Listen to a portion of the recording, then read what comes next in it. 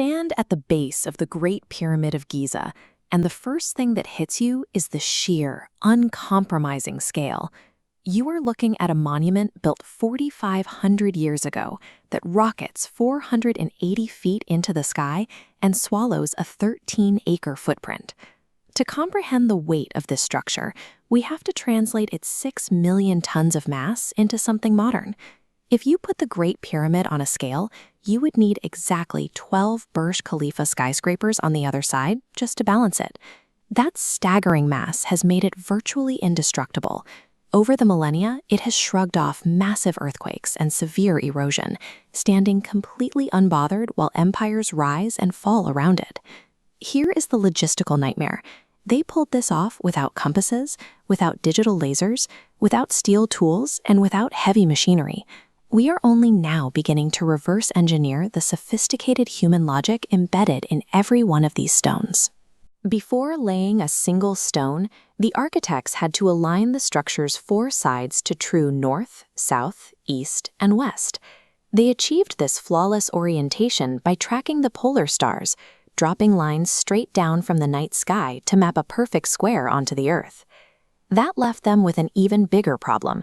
They had to level a 13-acre base of jagged desert rock to ensure millions of tons of stone wouldn't eventually collapse under their own uneven weight.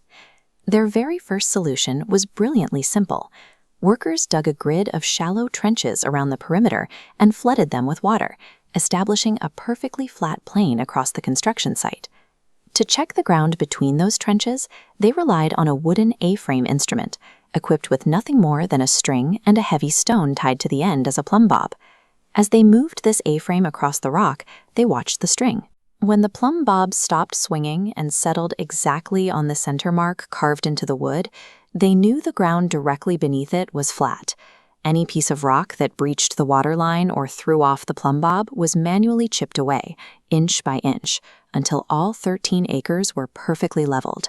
By weaponizing the basic forces of their environment, stars, water, and gravity, these ancient architects achieved the exact same precision we get today from digital laser levels. With the base set, they had to cut and place 2.3 million limestone blocks. Some of the core stones they quarried weighed up to 50 tons each. Cutting those blocks presented an immediate physical hurdle.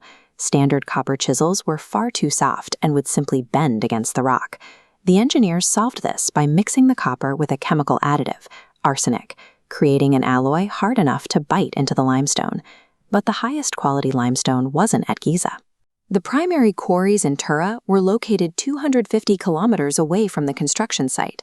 They bridged that massive gap using the Nile River, loading these staggering blocks onto a fleet of heavy wooden transport ships to float them directly to the plateau. Getting a 50-ton block on and off those ships required immense brute force. It took an army of 500 men pulling in exact unison just to move a single block off the deck and onto the shore. Coordinating this constant flow of stone across 250 kilometers of river required a level of maritime labor management that defined the limits of ancient logistics. Deep inside the pyramid, the engineering gets even more demanding. The interior chambers are built out of granite, a rock so impossibly dense that modern engineers struggle to cut it without diamond-tipped blades. The ancient Egyptians cut through it using toothless saws. Workers dragged heavy, flat metal blades back and forth over the rock, relying entirely on heavy friction and crushed gravel to slowly grind a groove into the stone. It could take 4 grueling months to separate a single block. For centuries, the popular assumption was that this level of agonizing repetitive labor could only be forced upon a brutalized slave army. Modern excavations of the workers' tombs tell a completely different story. Skeletons found near the site show signs of successfully healed broken bones and highly advanced surgical treatments, including amputations that healed perfectly. An ancient society does not expend valuable medical resources and complex surgical care on disposable slaves. These workers were a well-paid, highly respected national workforce. What actually justifies millions of hours of labor, massive chemical innovations, and brutal logistical extremes just to bury one king? Egyptian belief shaped the pyramid into a machine designed to launch the king's soul into the sky, so he could become a star. This star map shows Orion's belt, mapped directly onto the Giza plateau. Notice how these two prominent stars sit in a straight line, while the third is slightly offset. The ancient architects copied this spacing exactly, misaligning the monuments to mimic these stars. That connection to the sky might explain the tiny, inaccessible air shafts hidden deep within the pyramid's inner chambers, tunnels far too small for any human to navigate. Decades later, researchers like Dr. Zahi Hawass set out to look inside these impenetrable shafts, using modern technology to explore spaces sealed for millennia. This photograph shows the exact robotic crawler used for the job. Teams sent these custom-built, drill-equipped cameras crawling 200 feet into the pitch-black tunnels. When the robot hit a dead-end stone slab, the team used the heavy drill to bore straight through the barrier. The camera slid through the new hole and illuminated a claustrophobic chamber.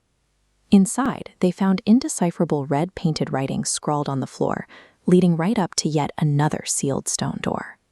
4,500 years later, the Great Pyramid remains an active frontier.